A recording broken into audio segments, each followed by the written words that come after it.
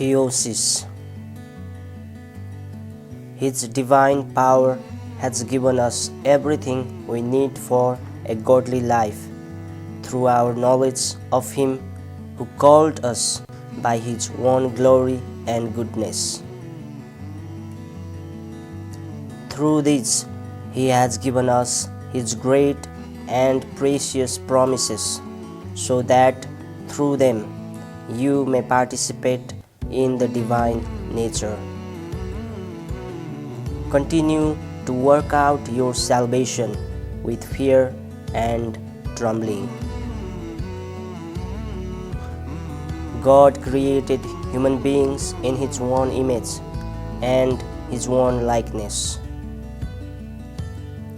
I said, "You are gods.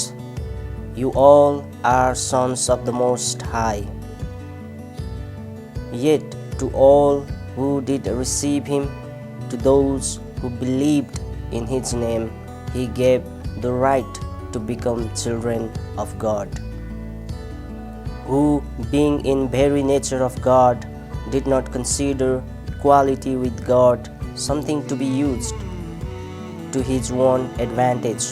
Rather, He made Himself nothing by taking the very nature of a servant, being made in human likeness.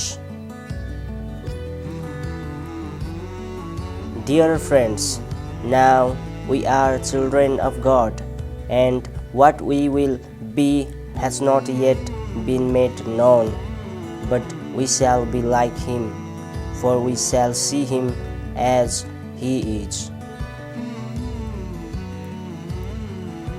Because you are His sons, God sent the Spirit of His Son into our hearts, that Spirit who calls out, "Abba, Father." You are God's children.